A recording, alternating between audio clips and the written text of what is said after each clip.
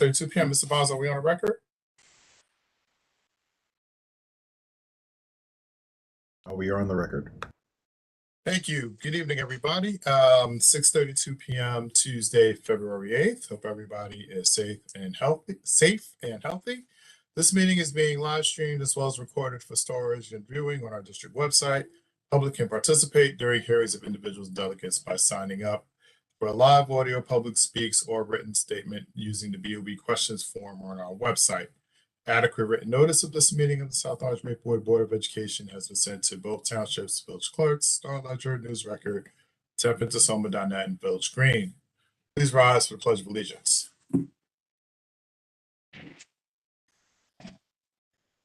I pledge allegiance to the flag of the United States of America, and to the republic for which it stands, one nation, under God, indivisible, with liberty and justice for all. Mr. Burnside, please note for the record that Board Member Wingfield did inform me that she would be late. And with that, can you please take the roll? Board Member Susan Bergen. Here. Board President Zaire Joshua. Here. Board Member Alyssa Malaspina. Here. Board Member Aaron Siders. Here. Board Member Cowie Telford. Here. Board Member Arun Badlamanai. Here. Board Member Caitlin Whitletter. Here. Board Member Johanna Wright. Present. Thank you. Thank you. Now I'd like to make a motion to hold this meeting in a virtual format due to the governor's state of emergency. May I have a second? Second. Thank you, Board Member Siders, I believe. All in favor? That appears to be unanimous, Mr. Burnside. Let me do the Board President's statement very quickly before I turn this over. The school board meeting is a business meeting in public and not a meeting with the public. Oftentimes, it may appear to members of our audience that the board takes action with very little comment or in many cases, a unanimous vote. Before a matter is placed on the agenda at a public meeting, administration has thoroughly reviewed matter with superintendent. If superintendent is satisfied the matter is ready to be presented to the board, it is referred to the appropriate board committee. Members of the board committee work with the administration and superintendent to ensure members fully understand the matter, and after the committee discusses the matter, it is then shared with other board members for consideration, and only then is it placed on the agenda for board discussion and action at a public meeting. Okay, before I turn this over to Board Member Bergen and Ms. Bedine, I do want to give it to Dr. Taylor for just a very, very brief update. Thank you to our board president, and good evening to our board members and members of the public who joined us. We just want to acknowledge that we are, of course, aware of the governor's recent announcement that he will be sunsetting the school mask requirements in the state of New Jersey on March the 7th.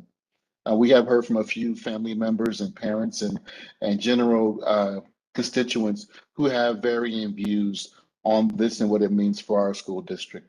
Our message right now is that we did start our mask mandate prior to the governor's statewide mandate, and we continue to work with our departments of health and our members of our health and wellness subcommittee on these type of topics. And we are very scientific in reviewing the available data, and of course, including our local Cali score for our county. And we'll be doing so before any changes will be made to our current mask mandate. And we'll keep everyone updated on that very important topic before any changes are made. Thank you. Great.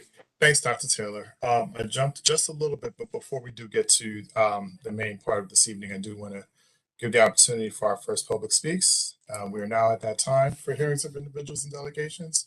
This is an opportunity for you to share concerns about an item on the agenda, but not time for dialogue with the board. Board requests that you state your name and town of your residence for the record. We will set the time limit to 3 minutes for each speaker, and we ask that you respect that time limit. We must cut you off so it does not appear as if we are giving anyone an advantage to share their views over another individual. Speakers do have the full protection of free speech during public speaks. However, this forum does not protect you from the subject of your free speech pursuing libel or slander charges.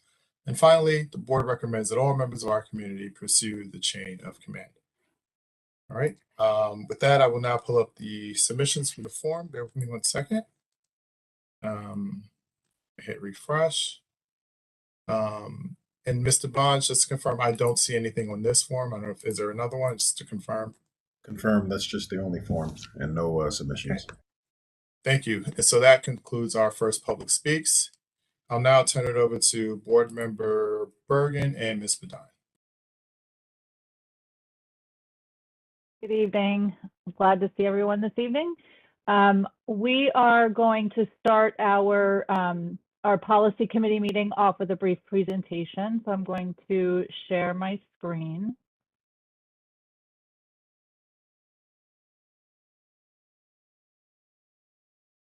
Okay, can everyone see my screen? Yes, and while I'm sorry for the brief interruption, I just want to let Mr. Burnside know for the record that Board Member Wingfield has joined us. Thank you. Great, thank Back to you, you. Ms. Bedine. Thank you. So this evening, we wanted to share with you an overview of a document that we've been working on. The policy committee has been working on putting together procedures for policy review. And this is an overview of where we are right now in that process. It is a working document, so we do expect to continue to make revisions and changes to this process as we go, but we wanted to share with you where we are right now.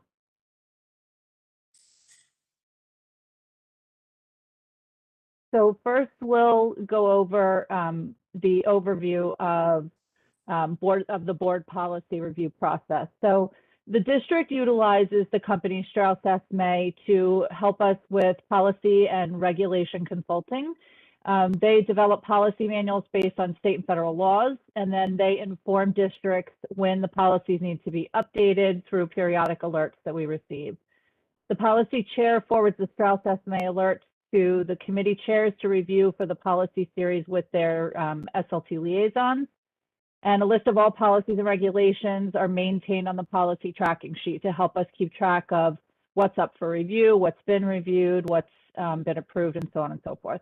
With feedback from each of the committee chairs, the policy committee then selects the policies in need of review on a monthly basis. We are backlogged right now and do have some missing and out-of-date policies. So we're working diligently on that.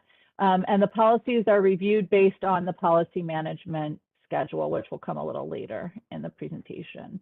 So here's the overview of our policy management process. So we review missing policies on a regular basis.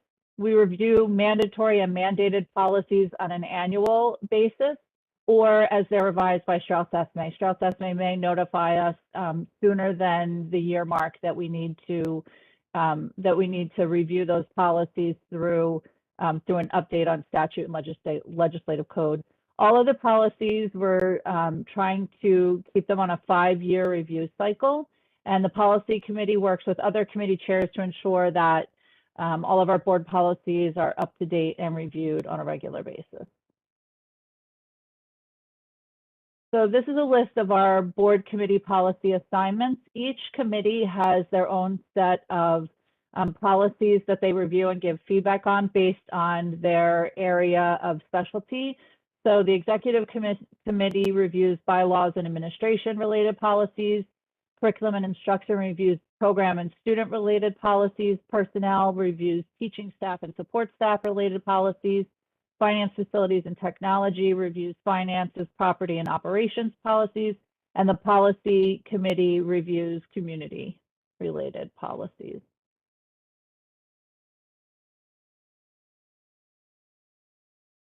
So this is how we go through the process of selecting policies for review. So the first thing is the policy committee selects and sends policies to each of the committees based on that overview that I just gave you each month for them to review.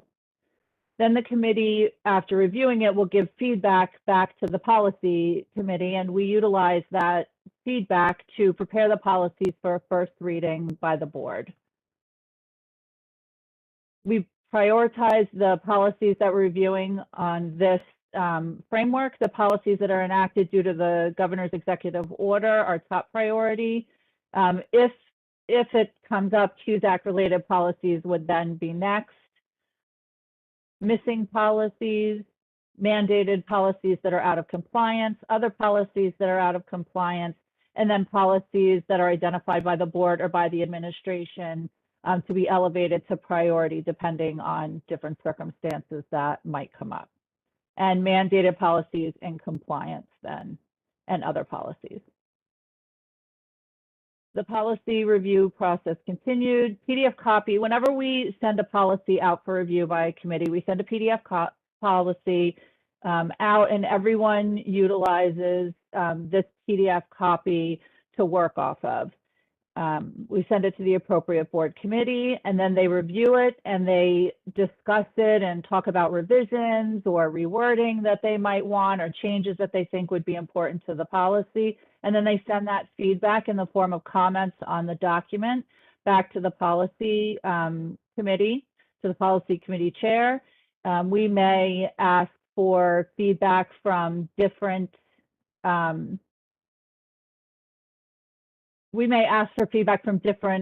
people along the way, and then we use all of that to put together an edited version of the policy. The edits to the policy documents are made by the confidential secretary to the superintendent.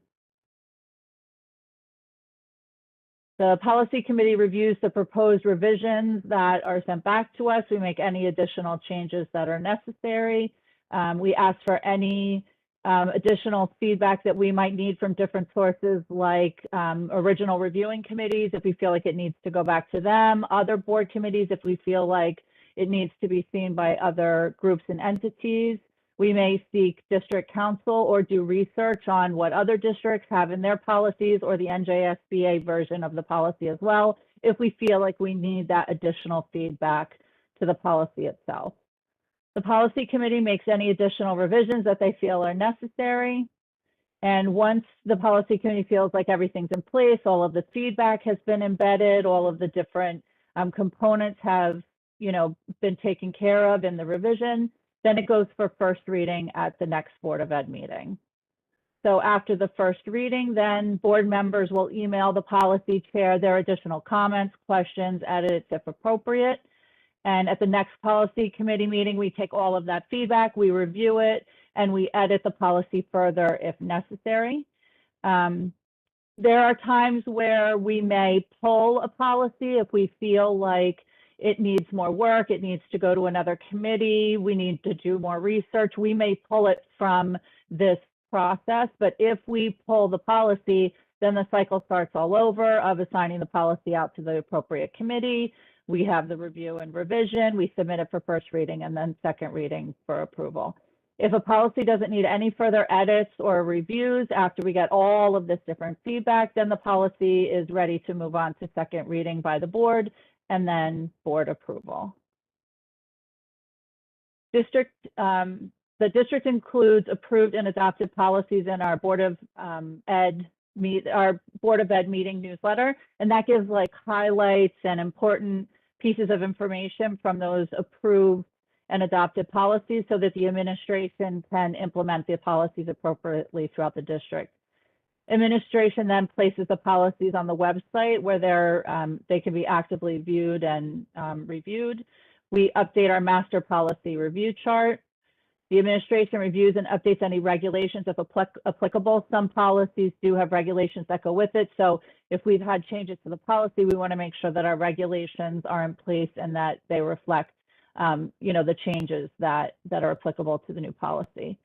And we track the updates, the regulation updates and the review of the policy on our policy tracking spreadsheet. And then, of course, on our district website, there is a location where any adopted policies can be reviewed at any time. Okay. Now I have to stop sharing. Bear with me.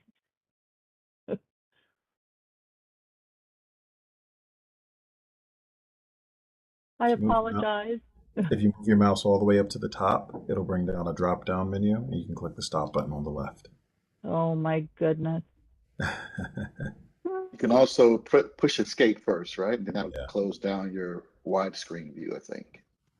Okay, hold on one second. My box got very small, and I can't figure out how to make it bigger to find the button to stop sharing. Oh no. Mr. Boz, if I were to share, would that kick her out of sharing? I can make you presenter. Yeah, that would do it too. Yep. Thank you. So let's do that. There you go. Oh, there we go. Yeah, yay. Thank you so much No problem. for helping with that. The screen did not want to agree with me this evening. So that's our working version of our process that we follow to make sure that we're keeping our policies prioritized, that we have them in an organized manner, following through the review process, that we're getting feedback from everyone we should be getting feedback from, and that we're getting it through in an organized and timely manner to make sure that that we stay on top of our policy reviews. So are there any questions about that process? Okay. Moving on to the next, yes. Oh, Board I Member just want, Bergen. thank you. I just wanted to say thank you for the presentation and to let the full board know that we really wanted to present that to the full board and have get questions or refine it in any way, because we feel like the only way for the board to stay on top of policies is to really have the full board and all the committees take ownership over the policies that are in their sections. So that's part of the reason we're doing this. And I think that we've had some, I guess for people who don't know the history, there was a period of time when there wasn't a policy committee on the board, and the policies, the board got far behind in its policies. So we have a lot to catch up on, and we really need everyone's help to catch up and to not get farther behind, because Strauss-Esme sends these changes on a rolling basis. So we're hoping that writing this document out will help get everyone on board and clarify the roles that people have with it, and improve the communication from the feedback from the committees, because I think sometimes maybe things go into the minutes of other committees, but the policy committee doesn't see those minutes until after the board, until the day of the board meeting. So it's not, we can't take that into account for the things that are up then. So I don't know if anyone has any suggestions for how to improve the process. Sure. This would be a good time. Thank you. Thanks, Susan. Do you want me to run this part before we get into the actual meat of the policies? I'm happy to do that. And then when we get to policies, I'll turn it back over to you and Ms. That'd be Bedine. great. I can Thank just help you. Sure. with the questions. I saw Board Member Valamani's hand go up and then it went back down. So I'm not sure. A quick question. I mean, are there any penalties for not updating mandatory or, the compliance required policies? That's probably a question for Dr. Taylor or Ms. Bedine. I didn't quite follow. One more time, please.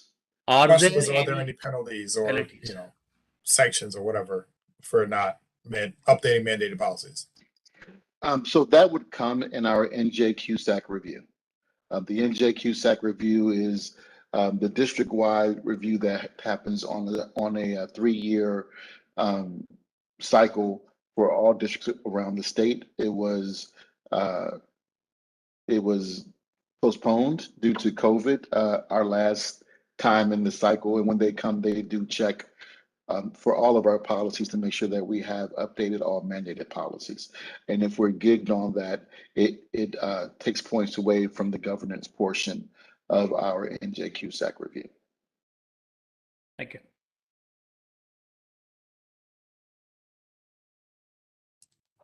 Thanks. Any other questions? I have a very quick one, which is, I guess, Susan, or excuse me, Board Member Bergen, can you just outline how I saw the prioritization list, but I guess how do you do that within, if you've got 10 policies that all fit within that same bucket, how does prioritization happen then? Or has that been thought, if it's not been thought through, if it's something we should think about? I think what I've tried to do is each month do a mix of things that require a lot of work and things that are more standard from Strauss-Esme, so that we have the time to put the thought into the things that require a lot of work. That doesn't always, pan out. And I think one way to keep things moving is to really start things in the process earlier, like not the month we think it's going to be first read, but before that to get things out to the committees, to give them time to plan and work things into their committee schedules as well. But we do have a lot of mandated policies that are outdated, and we also have a lot that may not have been revised, may not have been readopted recently, but may not have had changes from Strauss-Esme. So those would be like a lower priority. Okay, great, thank you. I don't see any other questions, so let's move on to I guess the second read policies. Yeah, All right, so Madison, we're back. next are the group of policies that are up at the next board meeting for second read. So they're all available there for your review, as well as the first read are there for your review as well. So we're first going to go through the second read policies to see if there are any comments or thoughts about revisions to the policies that we'll take into consideration, and then we'll go through first read. So we'll just go through each of them, and you can let me know if you have any comments. So first is 2421, which is career and technical education. I have a comment.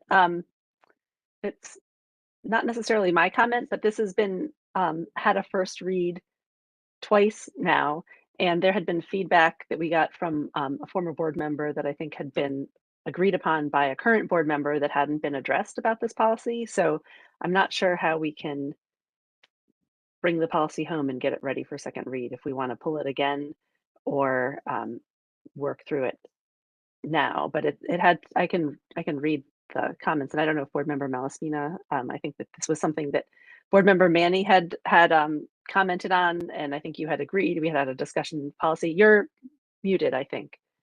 I can read the comments that I pulled from our old meeting if you want, or if you want to say something. Let's do that, board member Bergen, yeah. Okay. How do we add that someone in administration should routinely evaluate the programs available to our students and the students' actual interest, and then make appropriate changes to the programming? Who decides whether our students can participate in a full-time or a part-time program? I'd also like a blanket statement that says these programs are not intended to serve only children who are not academically successful at CHS. I think this had been addressed already, but adding 8th graders to who gets notified, because some of these programs start in 9th grade and you need to register ahead of time. And how do we make sure that the tech programs we develop in-house, stage crew, lighting, music production, don't compete with the outside programs or prevent all kids access to those in-school programs? I think we addressed some of those. The one we didn't address, but the one that we had been pushing, we had been still discussing back and forth in policy and CNI, was the idea that, at least I believe, and a few other board members sort of felt the same, that we need we would like a statement in there that says that the district not only will provide the county vocational school district with the opportunity to present information, but that we will provide information to parents and others on the options for VoteTech, because it is something that is not very well known, and it is seen in our district as something that really is only for, sadly, for special needs students and special ed students, and it is not really used appropriately with all the time within our district, because there's a lot of other great programs available. Dr. Taylor is going to give an opposite view. We've been talking about this for a few months, and I think that we respectfully disagree, right? I guess from my perspective, and again, good evening to everyone. Our parents pay local taxes, they pay county taxes, and they pay state taxes. So they do have the right, of course, to attend institutions that are supported by their taxes. And so that's why, and it's in the law that if If any of these institutions request our parents' contact information, we give it to them. And we do that annually to multiple institutions. If they ask to come in to present to our students, we also allow that. That's also part of our compliance. I draw a line from my perspective when it comes to us advertising another institution that takes our students away from our schools, possibly, right? That we're actively advertising other places for them to matriculate, right? And there are lots of reasons why I object to that. It's not that I don't think that parents should have the right to do so. It's that those places, they have a budget line that's funded for them to advertise. So if we're advertising for them, we're now using our resources to funnel students to possibly go to school somewhere else. So it's not that I am objecting to their programming or that our parents should have a right to attend. I'm just objecting to us formally pushing or risking the perception that we are pushing our kids to go somewhere else. So that's kind of where the disagreement is. And we said that we would bring it to the board at this time to talk about the different perspectives on that. But that's my perspective, and I'm always trying to keep all of our kids here. We want our kids to be here in our district. We want to provide what they need. And there are times when out of district placements or county vocational placements are appropriate, and they happen. But I'm saying that we're compliant with what we're required to do, but I would draw the line at us doing more than we are required to do. That's all. Board Member Wright? Thank you. Good evening, everyone. I would have to respectfully disagree as well. Our children all deserve to have the very best education, no matter where it's given, if they live in South Orange and Maplewood. When we had the alternative school, then I would probably feel the way that you feel, Dr. Taylor, because those options would be available. But since we closed the alternative school, and we know that all children learn differently, and they all should be afforded an opportunity to be successful, and that success may not be in the South Orange and Maplewood School District. We also have junior colleges, et cetera. There are so many things that we should be affording the opportunity to our children. So we just can't sit and think that we're the beat all in education when our children deserve so much more. And of course, more than we can give them, since we're already paying for it, I don't see the harm. We have guidance counselors.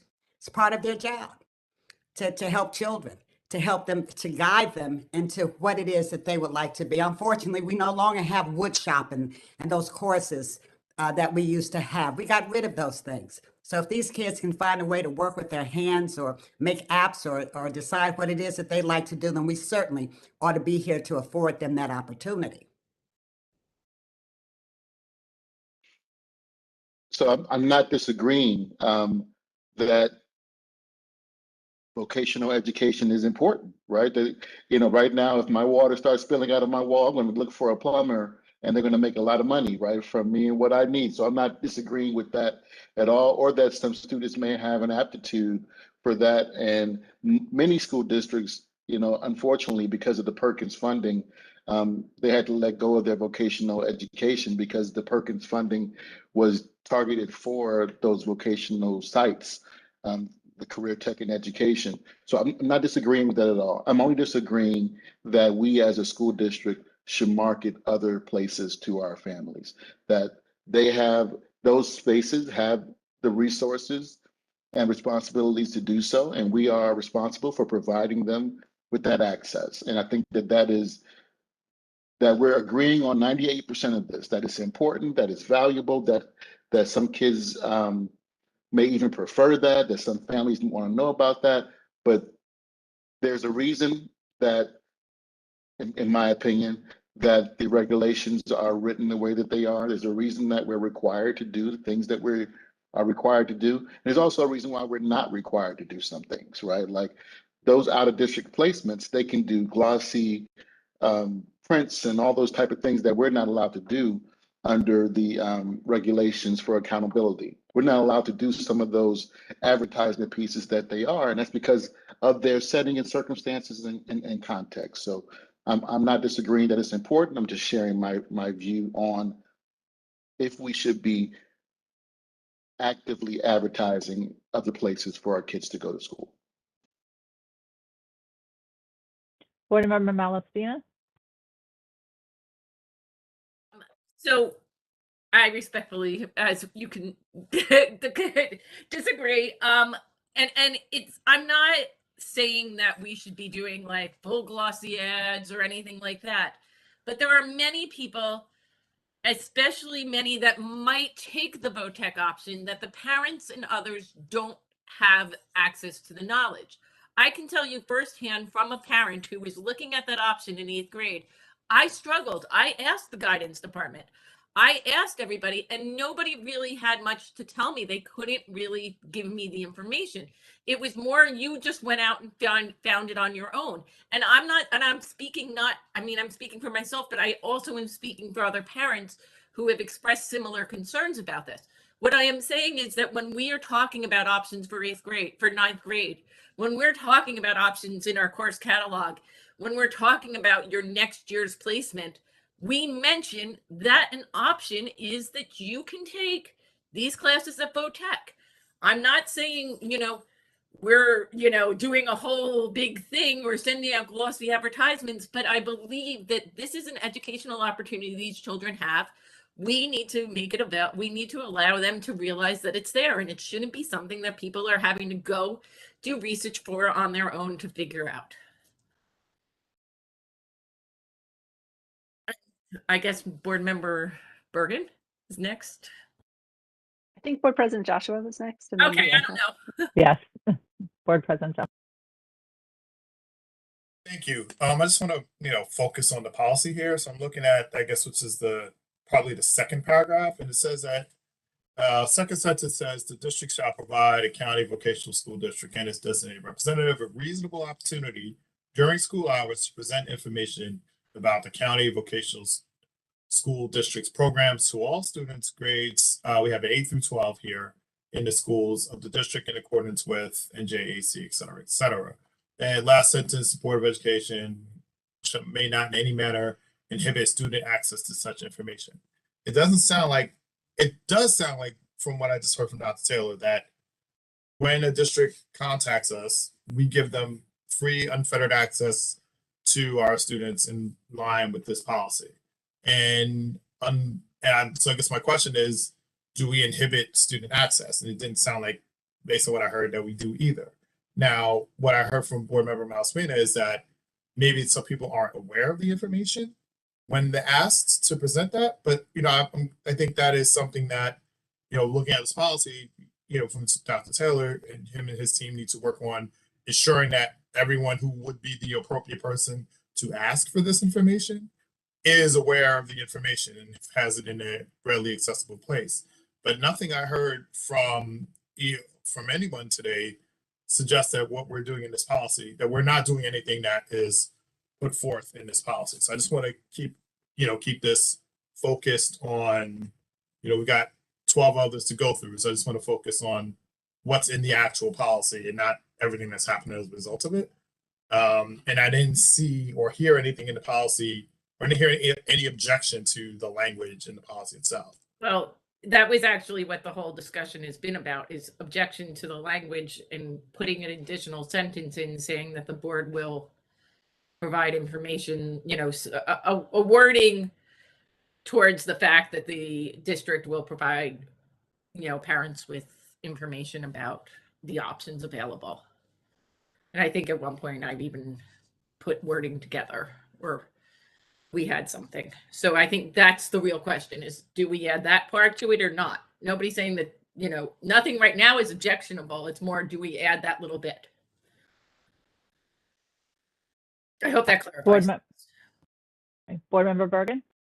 I just wanted to explain, I think, well, first, I don't think that the vocational programs are actually asking to give presentations in our schools. And I don't know if that's because of the pandemic or if that's just not something that they do. But I think it's not that I am asking the district to advertise for them. It's more a matter of, it's confusing. Like, how does the program work with the program that you have at school? If you're full-time, if you're part-time, the credits at the vocational programs are worth like half of the credits at CHS, and like what counts towards your GPA, and where does your diploma come from, and when do you need to do it if you're going to, like, all that information is very confusing and not easy to access. And I guess what I'm hearing Dr. Taylor say is it's not the district's obligation to be the conduit of that information to the students, but it's still, the information isn't easy to get or understand as it is right now. And I would only add, thank you for that. And I would only add that, so if a parent comes to their 8th grade counselor and they say, hey, I'm concerned about going to CHS, what other options are there? The guidance counselor there can point them to where to get that information. They're not going to be experts in these other places, right? Because they're just not. They don't work there. I don't think that we should professionally obligate them to become experts around other schools, being able to answer very sensitive questions that the other setting would be, more apt to answer. So we can provide a phone number, we can provide a website, et cetera. But I would just be wary of the expectation that our guidance counselors, our middle school folks would be experts around the settings of other places that could change as well, right? Annually, depending upon their programming. That's what I just think that I'm okay with allowing access. I'm okay with us sharing the contact information for our parents and giving our parents that information if they ask for it. I'm just only suggesting that we should not be pushing out to our families these programs as though we're recommending them to them. Like, there's a really fine line there that we are the school district. If we say, here, family, look at these 5 places, they're going to look at them and they're going to say, well, there must be great places. The school district is recommending them to us, right? And so there's a really fine line on the actual messaging and the perceived messaging from our actions as the school district. That's my concern. Board Member Wright?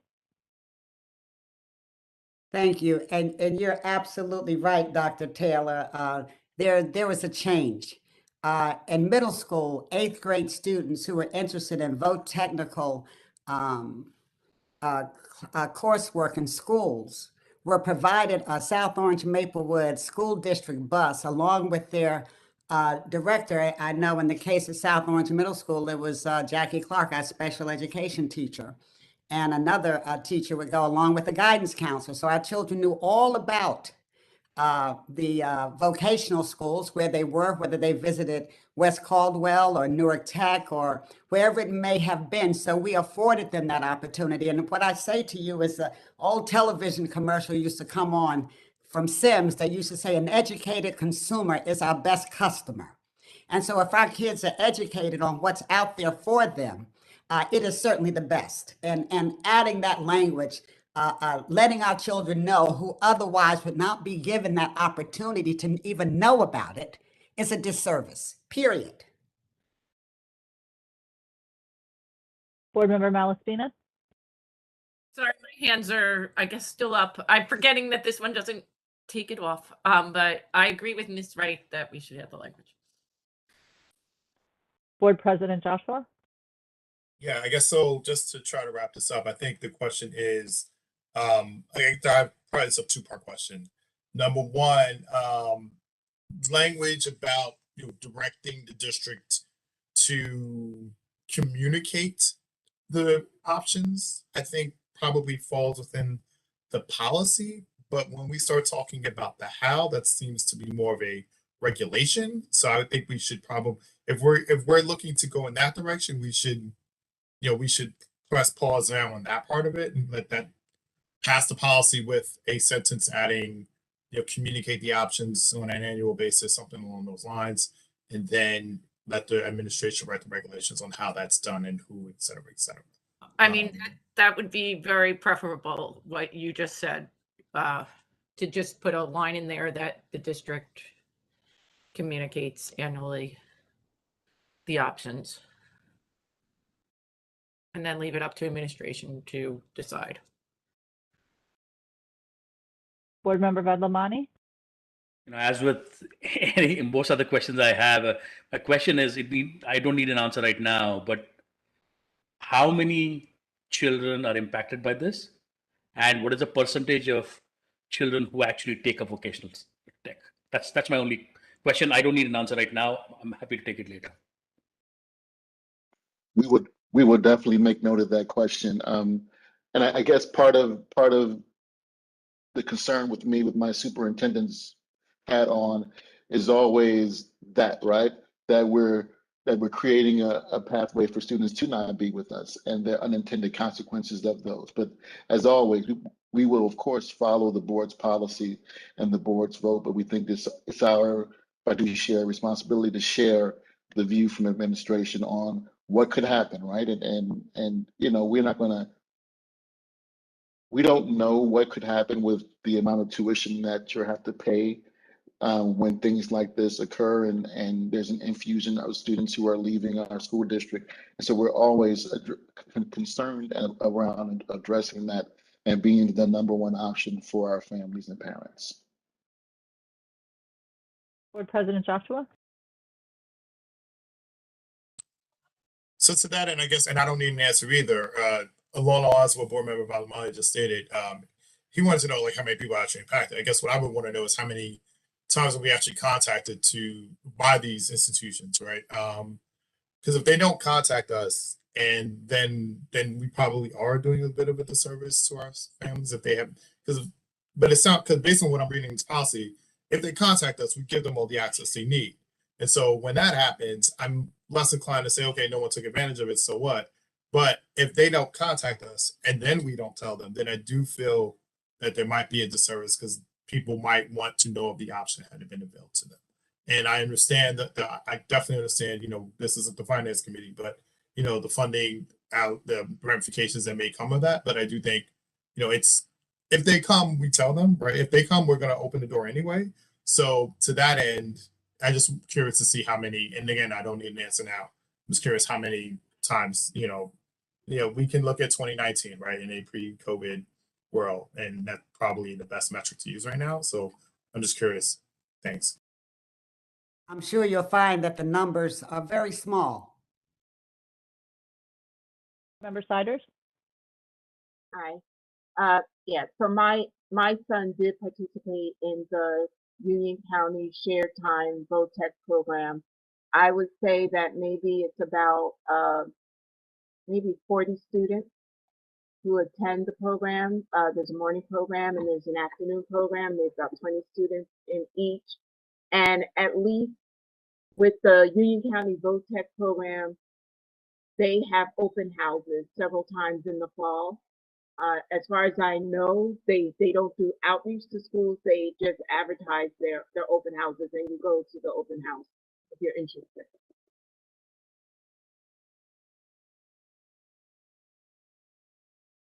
Board Member Bergen? Thanks. Just to answer the first part of Board Member Vadlamani's question about how many students are impacted by this, everyone is, because this is an option for everyone. Board Member Siders gave an idea of what percentage of people opt to do it, but it is something that's available to everyone, not just to special needs students. And I think gets to the point of what I was saying, is that Right. a lot of people don't know that it's an option. Right. But it's also important not to steer only special needs students to this option at the same time. And I feel like that has been what I have seen occur through my experience, is that has been more, it's been more advertised to special ed kids, but really not very advertised. Advertised is not the, like, I don't know. It's, you know, it's been not very well known, and nor like easy. And I will agree with you, Erin, that in my experience a few years ago, there were open houses, but I never got contacted, and I was pursuing it, like, and I never got contacted by them. Like, there was never a list given, you know, like they, you know, like Essex County or Union County didn't send out like anything to us, all 8th grade parents. Hey, look, come to our open house, learn about that. That was never something that came to me, or that was done. Yes, you could go to an open house, but you had to know to go to the website to go to the open house to do that and all of that. It was not even in like our Friday packet or, there was nothing. It is something you really have to pursue if you want your child to be a part of it. Board President Joshua? I know I keep saying we should move on, but I think I'm trying to tie everything I'm hearing together into like a sentence or two. Communicate, and I think we do have to draw a line because I'm sure, if this was fill in the blank parochial or private school, none of us would, want them coming on campus and advertise for our students, right? I do think, the county presents a little bit of a different situation here. And so it should be afforded a little bit more grace than we would, other institutions. But I do think, a sentence that just says, the best efforts to publicize something like that, right? And it's like I said, annually, I think is enough, frankly. It gets it out there, and that's it. We're not pushing it. It's an annual notification through some way, shape, or form. I think is more than enough based on what I see on this policy and the concerns that we've heard about people not being aware of the opportunity. And also, to Dr. Taylor's point about not necessarily our job to publicize other school districts. So I'm just feel like a sentence or two like that can tie all this together. And then we can move forward, barring other comments. I do want to give Board Member Whittledore a chance to, she had her hand up, so I do want to give her a chance to comment. And this, like Arun, or like Board Member Vadlamani's, doesn't have to be answered now, but could you provide an example of when a student's participation in a VoteTech school was a district-driven recommendation versus a parent recommendation? Does that happen? Because I think that would be, just to understand like what that process looks like, would be really helpful. Sure, I can give, I'm sorry, I can give a few examples, and I'm sure that Ms. Bodine could give way more than I could because of her previous experience. But depending on where you are in the state, right? Each county has vocational education, and it does vary depending on the county. Some are huge schools, multiple thousands of kids, and some are smaller schools. There are instances where part of IEPs that have been reviewed, that placement is a part of that IEP review process, that there's a trigger there that's recommended. Maybe I've seen because it's a smaller setting, right? In some scenarios, or they had a program that fit what the students' needs were, right? I've also seen a process where in other places, right, where there were more kids in the vocational county school than there were in the neighboring high schools, right? That's how big it was and how attractive it was. And there were just millions of dollars being spent from those school districts to the vocational program. And we had to cut teachers and programs in the school district to fund the actual county program. And those things are, reality. Same thing with charter schools. We know about their existence. So the district would never place a student outside of those circumstances into those programs. A parent could request it, of course, right? A parent could, sometimes the vocational programs have an application process, right, to be reviewed, and it can be competitive or it can be for diversity's sake as well. It could be depending upon socioeconomic status. And once the parent gains entry, then they're of course allowed to go, and the district pays tuition for the students to attend.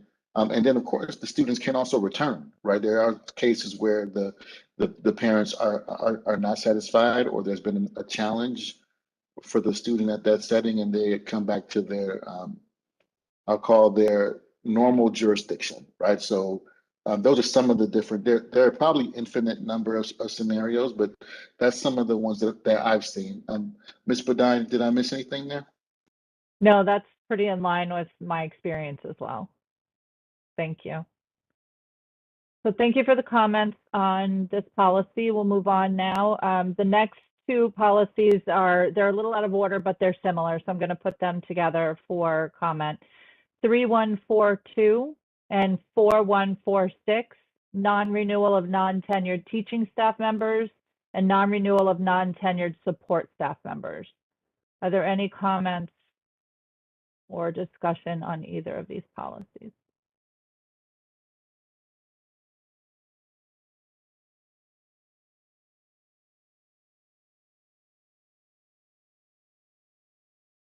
Okay. Now we'll move on to the next set, and I'm also going to bunch these together because they're similar. We'll look at 3221, 3222, 3223, and 3224. That was fun to say. And they're all the policies that go with evaluating different staff, teaching staff, excluding teachers and administrators, teaching staff members excluding teachers and administrators, evaluating administrators, principals, vice principals, assistant principals, and again, evaluation of principals, vice principals, and assistant principals. Any comments on those policies?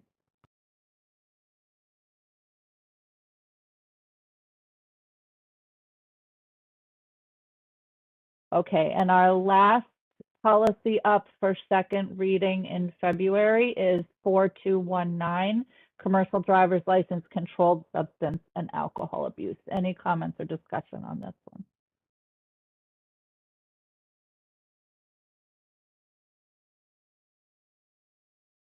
Okay, so that'll wrap up our policies for second reading in February. We'll now move on to our policies in the process of being prepared for first reading. The first one is 0156.1, board representatives. Any comments or discussion on this policy? Dr. Taylor? Thank you. I just have two quick comments. The first is on the previously discussed policy, there seems to be a consensus about adding a sentence or two. Adding that sentence to this policy, that would not reset it back to first reading, would it? Just double, okay, great. And secondly, on the policy around the board representatives, I know that there's been some discussion around if this policy had been previously abolished, I believe, because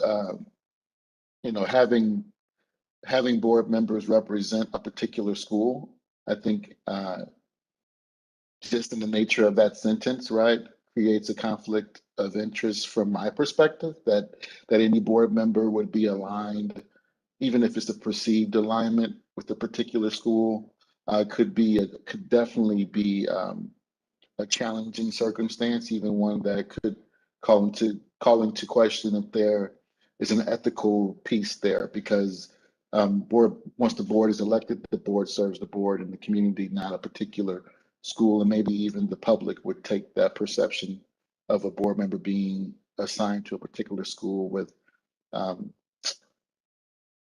confusion, right? That they think that is my board member. Like in some places, in different states, the council people represent wards and those type of things, and so they do funnel their concerns through a certain ward council person, and that's not how we are designed. So I would definitely agree that should not be a part of this policy. Forgive me for jumping in and talking quickly because I have the President's Council meeting starting in 5 minutes. I'm going to jump over there and jump back over, but I wanted to make sure I shared that before I left. Thank you. Board Member Siders? Hi, I brought this policy forward for it to be repealed. I did send it to the executive committee. It's a policy that I believe we were planning to repeal it either in 2020 or 2021, and it just may have been missed. I thought the policy was a bit of overreach in terms of the governance role of the board and, stepping over that line. So I support what Dr. Taylor was just stating. I don't think it's appropriate for board members to be aligned with particular schools and its overreach.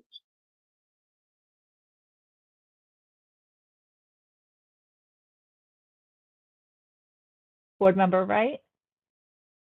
Yeah, that's a real crossing the line kind of thing. A board member has no business dealing with any type of day-to-day operations with, whether it's with administration and meetings or with, they deal with the superintendent.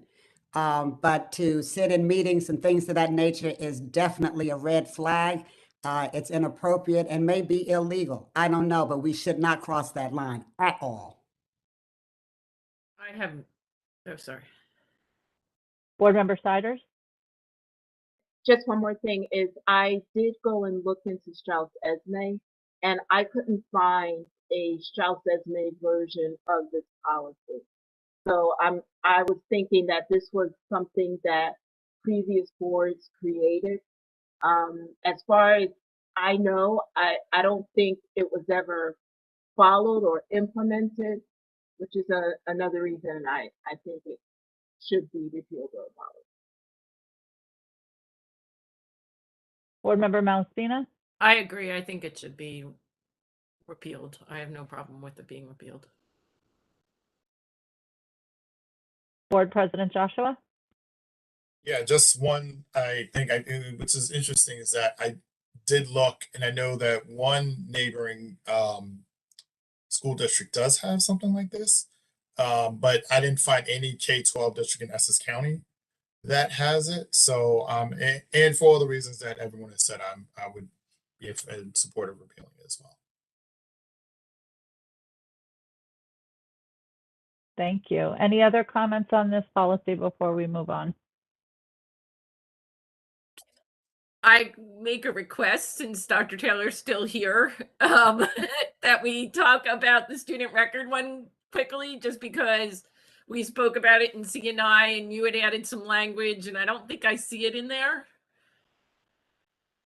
Yes, so we added a recommended some recommended language around our students, both current students and students who are no longer in our school district, regarding their records and their ability to change their names on their records if they so choose. Of course, reflecting their rights if they are LGBTQ students who are seeking to add their current name and remove their dead name. And so we worked on that language. I didn't see it added either, but I did share that, I think, with the policy committee, and I can reshare it again. I'm going to jump over to President. I have it, so I can read. Okay.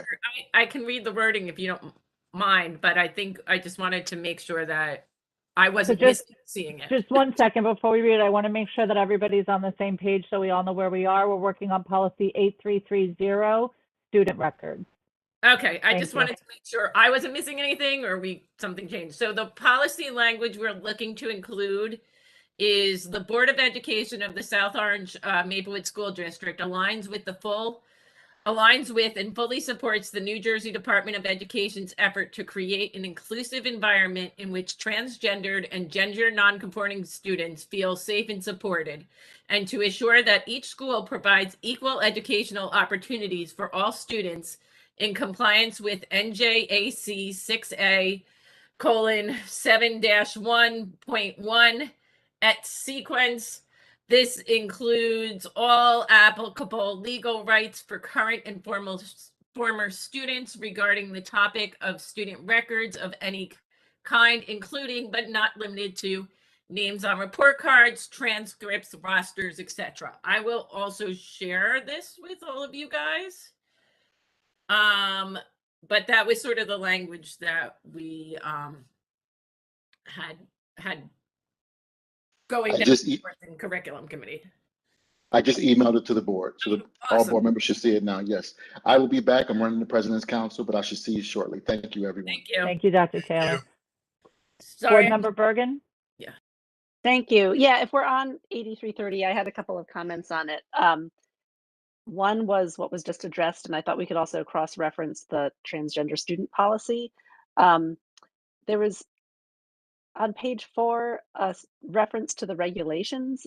We've had some policies coming through that are boilerplate policies that reference the board adopting regulations, and the board doesn't adopt the regulations. The district does that. So I wanted to remove the reference to the regulations, or else we should be seeing it before we pass.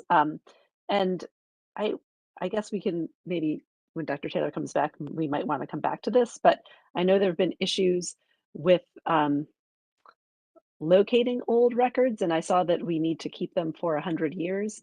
I don't know if we have a practice of having a catalog of what records are where, or something like that, if that's something we would like to add to this policy. I can follow up with Dr. Taylor on that. I don't know the answer to that, but there are certain records that you keep, certain components of the records that you keep for certain periods of time, 7 years, 10 years, 100 years, you know, so we can follow up with him on that and get an answer for you. Thank you. Board Member Siders? In the language that Dr. Taylor has just emailed to everyone, I just want to make sure that we specifically call out gender. It talked about, I think, records, names, but we need to, some of the student records reference gender. And so if students, for our transgender students, students who are non-binary, we just need to make sure that any change we make reflect what the desire of that student. So, Erin, at that last sentence, are you saying like this includes all applicable legal rights to current and former students regarding the topic of student records, including but not limited to names on report cards, transcripts, gender? Yes. Would you like the word gender put in? Yep, that's exactly what I was thinking. Great point. And Thank you. I agree, we should add that. Thank you. Board President Joshua?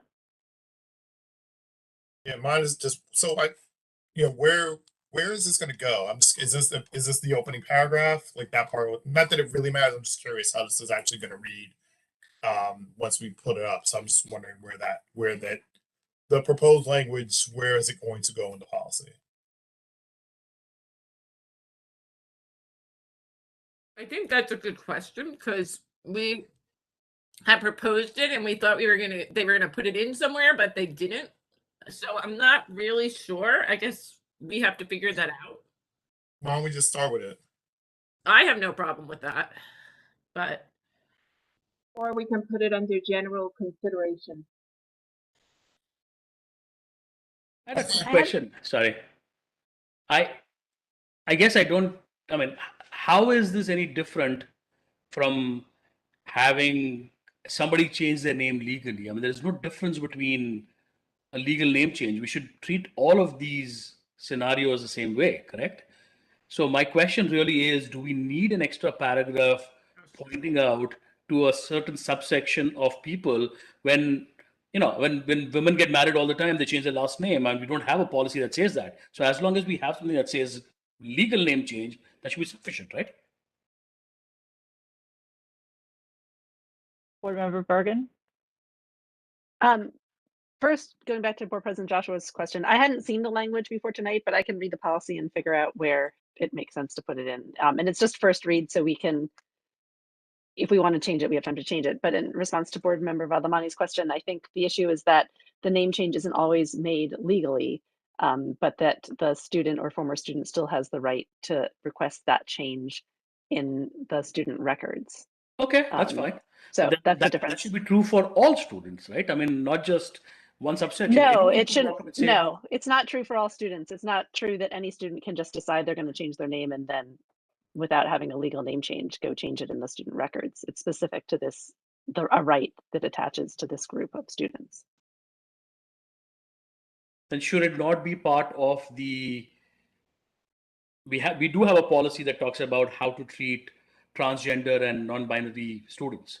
So maybe it should be part of that instead of part of this. So because it is in that policy. Okay. It is in that policy, but we want it in both policies. I see. That's because I normally see that as a horizontal platform. I mean, as in that applies to everything, correct? Yeah, I thought we were talking about referencing, I think it's 5751, if I'm not mistaken, in here as well. So that would sort of cover what I'm hearing from everyone right now. Yeah, I did suggest that we cross-reference that policy, but I may not understand the question that Board Member Valamani is asking if that doesn't No, I address. have nothing. I agree with the philosophy behind this. I have no problems with that. My only thing is that we cannot go around and change every policy to refer to that policy. I mean, we need to have some way of saying that all of these policies, and that is a master policy, right? Instead of having every policy add a paragraph about a section of students, we should have something referring to that. And that's my only point, because otherwise there are every policy we have will have to have a section that says, oh, for this for transgender, non-binary, or whatever, whatever the case may be. So I see it as a horizontal policy versus an individual policy. That's all. I have no problems with the basic philosophy behind it. I would just say that I think it's about reinforcing it, because this is one of those policies where people may not be aware of it, but then you'll have many students coming back for records and it may become a problem. So you have to kind of put it out there so it's at the forefront, so that we know that it's a policy that we need everyone in the district to follow. Should let Ms. Butler comment. If you have students who down the road are reaching out to the district for records, they're going to look at the student records policy. They're not necessarily going to go first to the transgender rights policy. So you don't want to run the risk that they're not going to see the information that they need. I mean, I still don't see it that way. I'm sorry, but because that way we have to update every policy. Every policy on our record will have a blurb that says, for transgender, community, this is what you will do. So my whole point is that we should have a master policy that says these are all the things we'll do. I mean, and then every policy is for lack of a better word, I mean, subsidiary to the primary policy. Anyway, that's all I want to say. I mean, again, maybe I'm new to this, so I don't understand the thing. I just feel like we're adding extra text to every policy when there's no need. Thank you. Board Member Malastina? I believe there is a need. We have had instances over the years that has come into question about this, even though it is state law and it should be followed. There have been numerous incidents where where students and others have run into the problems when they're trying to go in to get their records changed. And I think that this actually is a statement that needs to be made, that we are, yes, it's state law, but we support this and we believe in this, and that this is a value as a district. Remember, our policies are also our values, and as a district, our value is that we believe in transgendered rights and the rights of these students to have these things. So I think in the student record, which is what Ms. Butler said, that's the one they're going to look at. That's the one that the registrar or the people, people in guidance or anywhere else, when they get the request, they're going to pull up. And so when it's right there saying, you need to change those names, you need to change that gender, you need to make sure that that's there, it's really clear to people. And it's not having to go look for another policy where it's buried in there. I mean, I don't. Board Member Bergen? No, I just want to clarify that I don't think I have anything against the values part of it. So please don't, suggest that. I'm just pointing out the practicality of this. In the sense that if a registrar does not know the transgender policy and is applying this, then that person is at fault. I mean, let's not confuse the regulations with policy. The policy is that we will do whatever that needs to get done. Anyway, the values are expressed. I mean, it's clear when you read our bylaws, our values are very clearly expressed. I think I don't want you to think that I was saying you didn't believe that, because that wasn't the case at all. I was just saying that was the reasoning why. Right. Board Member Bergen? Thanks. I just wanted to say that it's common in our policies to cross-reference other related or relevant policies. Some have a line at the bottom that says, cross-reference and a list of policy numbers. And I think that it's helpful for everyone who's trying to understand an issue to have that. And I would err on the side of doing that more rather than doing that less. But I think we all are in agreement on this, and we probably can move on unless someone else has something, new to add to it. Well, Board Member Wright and Board President Joshua both have their hands up, so I'd like to give them an opportunity. Board Member Wright? Yes, this is very, very important, and I'm sitting here listening, and I can remember pushing back for children's dead names to be removed at the high school graduation. And so if we believe in this, then we need to begin to act like it. And that's basically it. And I think we're all on the same page, and let's move forward. Board President Joshua, I saw your hand go down. You good? That's right. Let's go. Okay, very good. Thank you for your comments. Moving on, let's make sure I know where we are. We're at policy 2415.04, Title I, district-wide parental involvement. Any comments or discussion on this policy? Okay, next policy is 2422, comprehensive health and physical education. Board Member Bergen? I just wanted to say that we had a discussion about pulling this policy to have more time to work on it. So I don't think it's going to be a first read this month, but if people have feedback they want to discuss now or send me, then that would help, move the process along to get it ready. I would suggest if it's not going to be ready for first read, we can do that second option, which is send them to you later so we can keep moving. Board Member Telesford had his hand up. Anything that you want to add or any questions before we move on? I guess if you're going to add something, the only thing I was looking at was there are many references to New Jersey state law, and one of them was for consent. Is in the incorporation of age-appropriate instruction relative to consent for physical contact and sexual activity. And the state requirements are only for grades 6 through 12, but I'm of the opinion that we should be starting earlier than that. So should we as a board create a policy that is more comprehensive, K through 12? Because we look at mental health as K through 12, diversity K through 12, sexual abuse is pre-K through 12. And I think consent is one of those things that should be a K through 12 comprehensive policy. I would agree. Do we need to put hands up? How do we want to do that? Do we all? Okay, I see. I think all of us are in agreement. Thank you. I didn't know it was the best way. Okay, I see many hands up. Are all the comments related to that? Yeah. Or was there something else? Board Member Bergen, did you have something else before we move on? Well, I just wanted for some background to say that I was sure that we added age appropriate, teaching around consent to the Title IX policy. And that's on my list of things to bring up with the dating violence policy, which I think we are going to talk about, which may also not be ready this month. So I'm glad to hear that we're all on the same page with that. Okay, thank you. Moving on then, we'll move on to 5519, dating violence at school.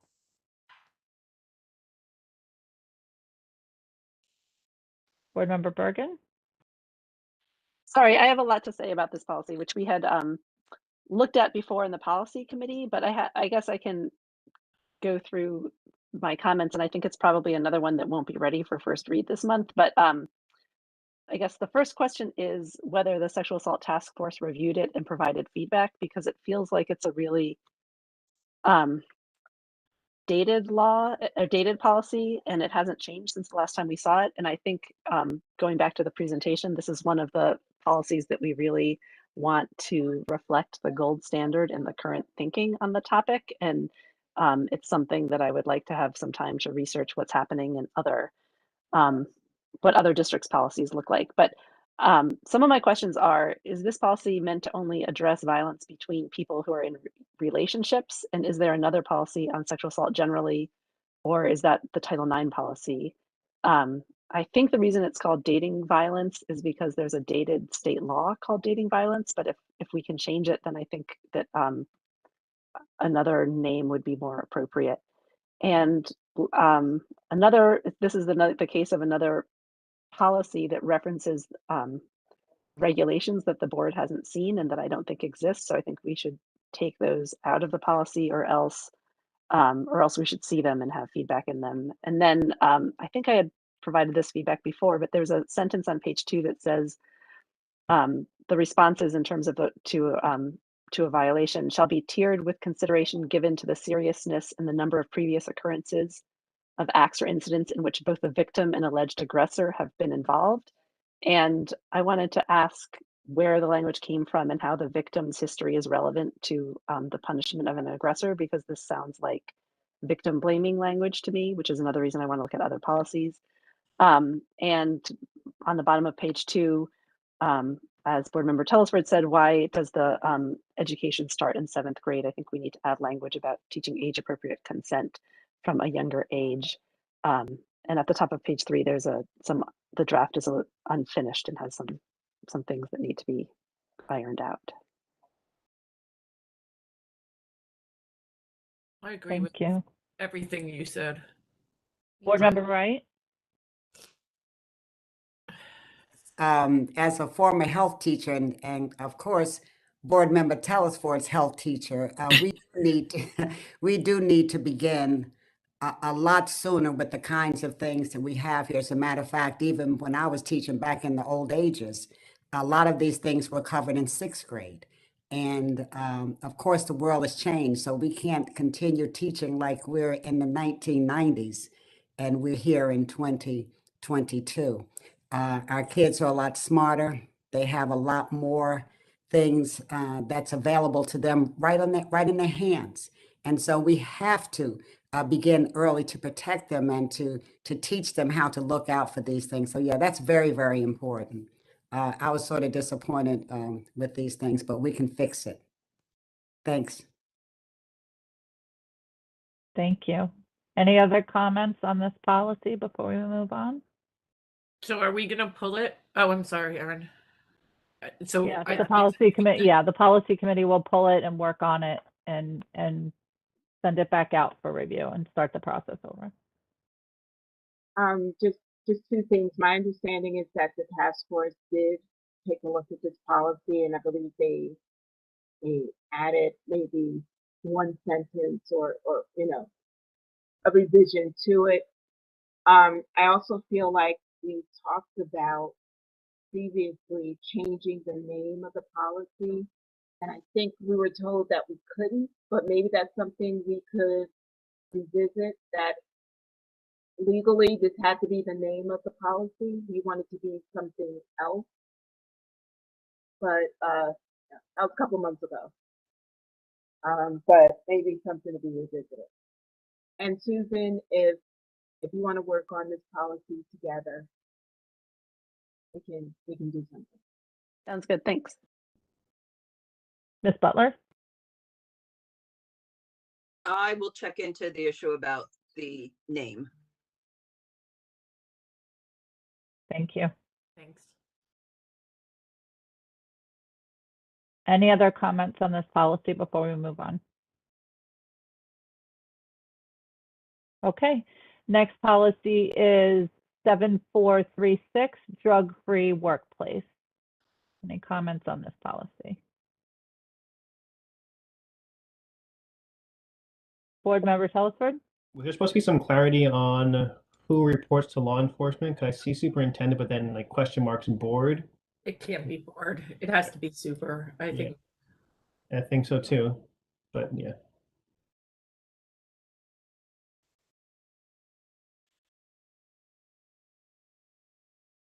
Board Member Bergen? Thanks. I just wanted to see how this applies to contractors and if we put that in the policy or if it's in a contract with the contractors.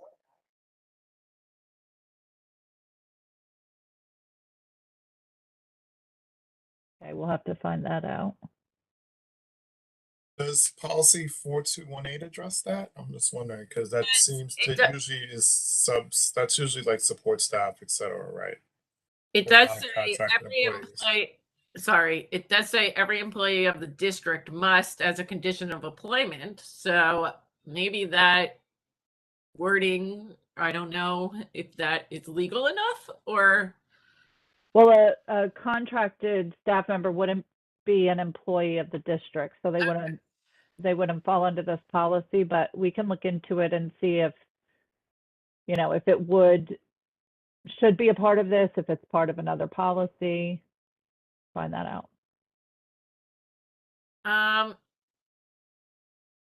So Board member, oh, I'm sorry. Oh, no, I'm sorry. I'm reading the last sentence, which says the policy will be distributed to each district employee, including all of those engaged in performance of services under a federal grant. So maybe you can be right there or contracted. I don't know.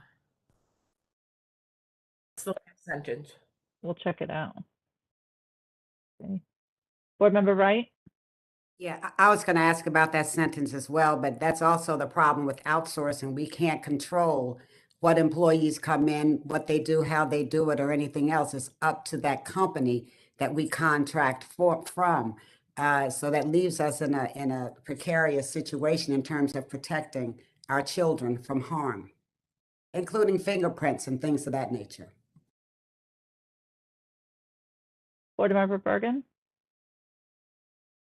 Sorry, that was old. Okay. I'm not sure who put their hand up next. Board member, I'm sorry, who? Board member Vadlamani, were you next? Yes. All I wanted to comment on was I'm sure, well, I'm assuming there is a master contractor agreement like most companies have that we just do it with every contractual company. I mean, every contractor company. I mean, I'm assuming that is in place. So again, I don't know if we specifically need, like I'm talking specifically to board member Wright's concern that, I mean, do we have those kind of things? I'm assuming that those are all standard legal documents and best practices that we follow. We do not have those things. I would have to look into that more in depth. I am not sure. I would have to look into it. I'll speak with Dr. Taylor and see what I can find out. Board President Joshua?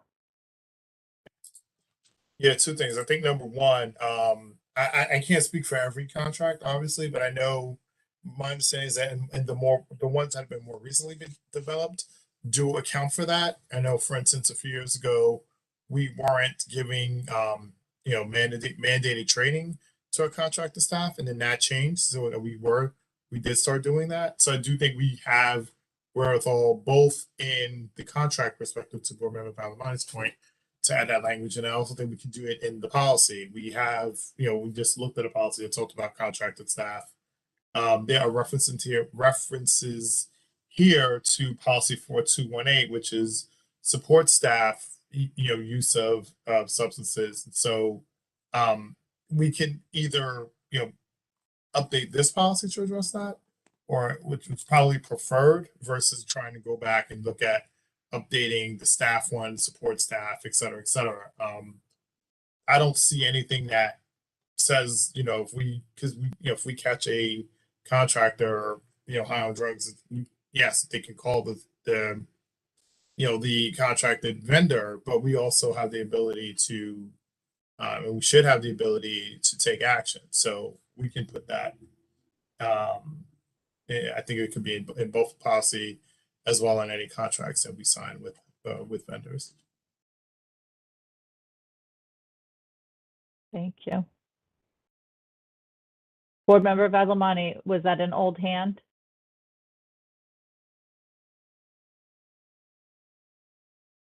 Okay. I believe so. Thank you, Ms. Bedard. Any other comments on this policy before we move forward? Okay, thank you for your comments on that policy. We've already discussed student records, so we're to policy 9130, public complaints and grievances. Comments or discussion on this? I'd be happy to give background if we want it. If not,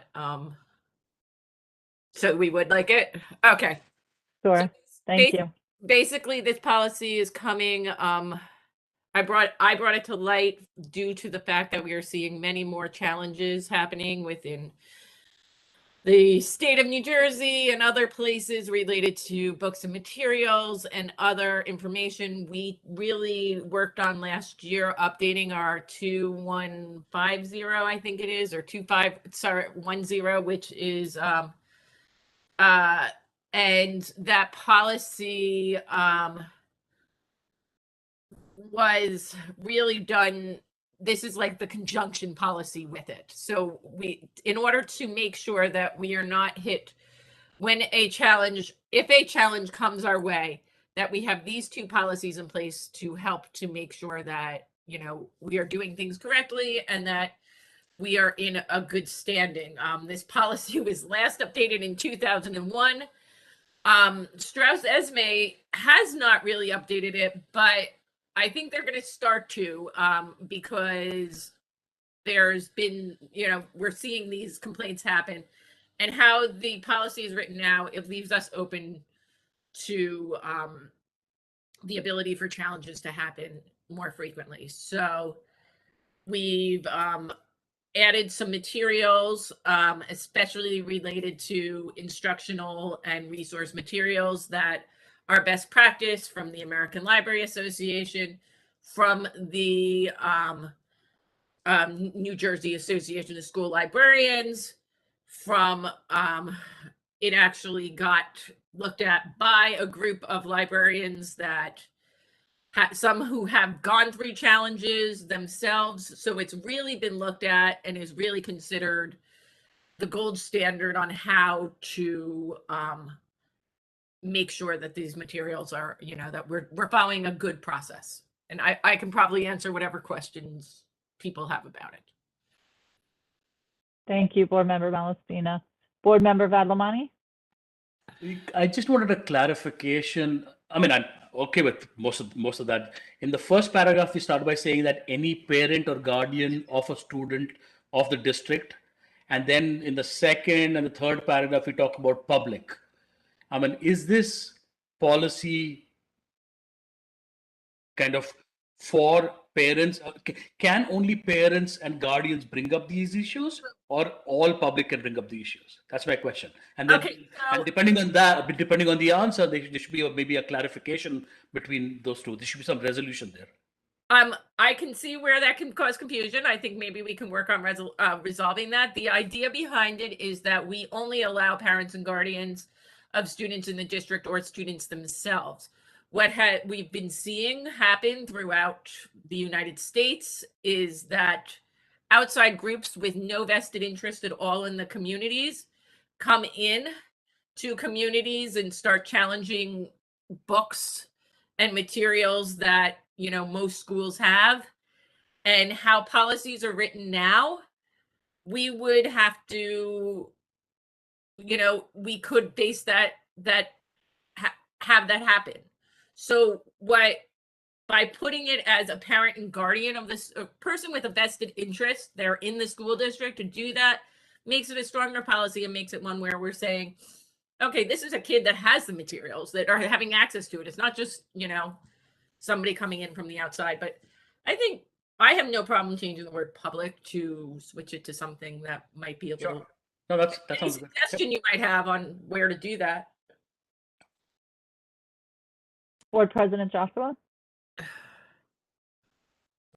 Yes, so it's not necessarily in line. I actually didn't catch that, so thank you, Board Member Valamati. My question was about actually the very first sentence. This says any parent, guardian of a student or the student themselves. I'm just thinking, if we want to be very student-centered, maybe we just reword that so that student comes first. So we just say any student or parent or guardian thereof has yada, yada, yada. And then we just keep that same phrasing wherever we have public here. Okay. So like in the third or fourth paragraph, we would take that out and we would say between parent, guardian, blah, blah, blah, and school district, da, da, da, da. So totally fine with that. Okay. I actually really like that suggestion. Thank you. And then the last thing is just numbering. I think if we are taking out the highlighted number 5, then number 6 is the new number 5. Yes, you're right. To make sure we catch that. And then I guess I don't, like, we talk about legitimate interests. I don't know if that's a legal term. Maybe Ms. Butler can weigh in. And if it is a legal term, should it stay in there or should we take it out?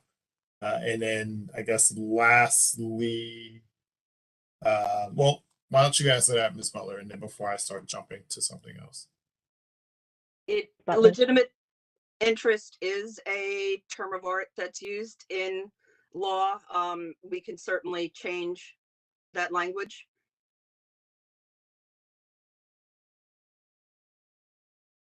I don't, it couldn't, not fighting either way, as long as it basically says. Yeah, I just want to make sure it doesn't, it might mean something to someone else, right? I agree. There are lots of phrases that mean something to a lawyer that doesn't Yeah. mean what it means to us, and I don't want, particularly when we get in the policy world, for things to have unintended meanings and therefore unintended consequences. And I think lastly, actually, no, it doesn't matter because I'm done. Thank you. Oh, there is one thing I want to add, sorry, that which reminded me of. In the page 3A, where it says parent and legal guardian of the school district shall use the following procedures to present evidence that the material does not meet the criteria in the resource material policy, which is the one that I mentioned earlier that we had changed, or at any applicable state requirement by requisite. And then we list some examples. There is a new one that just came out, and I think it was Monday, on Asian American AAPI, I think it is, and I don't know the number of it right now. Do we want to add that in? I would like to add it in. I just want to make sure we didn't write it in because it wasn't a law until literally Monday. But I think that personally that should be in. Yes. Board Member Bergen? I was going to say, yes, we should add it in. And I think also go through the list there and make sure all the citations are in sort of like the same sort of format, because some are bills and some are statutes and just that kind of thing. Yeah. At the end. That Yeah. I'm happy to. I just pulled it from, stuff that was there at that point, but yeah. If maybe Miss Butler, I don't know if that's a you thing to look at, or I can certainly do that. Okay, that would be really helpful, and because I just pulled it from language that I already had, but I want, I don't know if I might have messed it up a little, but I would like to add the AAPI part to it. Actually, I'm of the opinion that we should have no examples at all, exactly for the reason you're pointing out, because what if a new law comes in day after tomorrow, which we don't know of, and then suddenly the policy is no longer covering that policy? Well, maybe we should have a language that covers every relevant policy that will come up that impacts this. I'm sure there's a way to express that in a policy without getting down to details of what it covers. So I would normally be fine with saying that, except for the experience that has been shown to have been happening regarding challenges are related to some of these, and we do have it. It says example of state requirement, any applicable state requirement by requesting reconsideration. But what we have seen, or what is being seen of challenges, are related to some of these ones here. So when you spell it out to people that you got to show me something that's not in the Holocaust education, that is not in the LGBTQ, that is not in the diversity and inclusion bill, which is not in the, AAIP bill, it makes it a lot harder then for people to be able to even challenge that, and it makes it weird that you'll see less frivolous complaints come to us, because they'll have to now reference some of these. I agree when you're saying, normally I would just leave it at any applicable state law, but I think because of what we have been seeing in the library community or has been happening with challenges, listing some of these helps people to really think before they challenge, or that is showing examples like here, show it's where it's not in these, instead of just being like, well, anything's applicable state law. Does that make sense, what I'm trying to explain? Board President Joshua?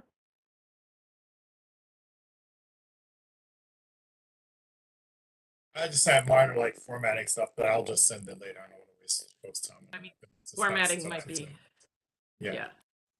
Very good, thank you. Any other comments or discussion on this policy? Okay, thank you for all of your comments on all of these policies. The Board Policy Committee will take them back and work on the policies as appropriate. Next, we have Strauss Esme policy alerts. They are available there for you. We ask that each of the committee chairs and SLT liaisons go through the policies in the policy alert and pull out the ones that are pertinent to your individual committees and review them and send comments back to the policy committee so that we can start working on feedback and revisions as necessary. Okay, so that is the policy committee agenda. I will turn it back over to you, Board President Joshua, for old business and new business. Well, I'm going to turn it to Board Member Bergen if there's any old or new business related to policies. Sure. I think at our last policy meeting, we, in terms of old business, talked about the request from the executive committee to write a mission statement. And I just wanted to let the policy committee folks know that I drafted one, but I think we'll talk about it next month because it seemed like something that should be just the smaller policy committee, not to use the whole board meeting for that. That's the only old business that I have. All right, thanks. Any new business or policies?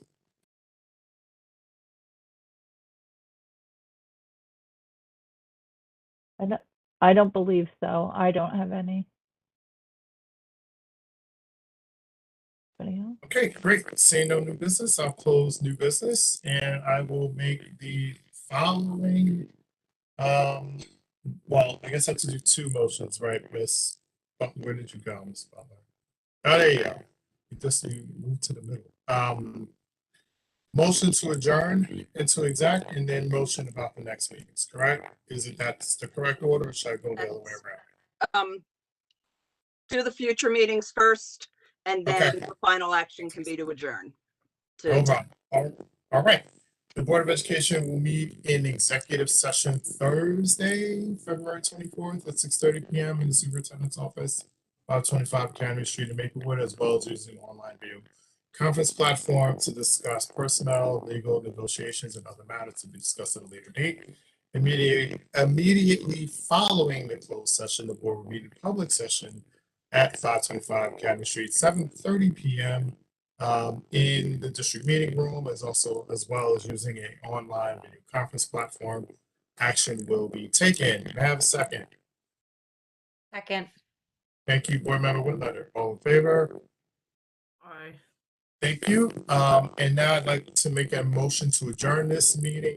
Excuse me, to go to executive session to discuss personnel, legal negotiation matters. May I have a second? Second. Thank you. Thank you. I didn't see who did that. I'm sorry. I apologize. All in favor? All right. Thank you all. I sent the link around this afternoon. Sorry, do we need to do a Mr. second public speaks? Well, yeah, it's interesting. It's not on the agenda. So, but then let me see something really quickly. While you're checking, just one small note that we're not returning after exec to open session. That was all.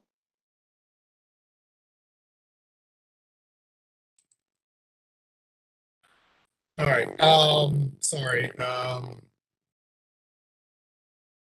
So, board member, you are not Good board member. Ms. Butler, second public speaks is not an agenda, but we probably should do one. So what's the advice here?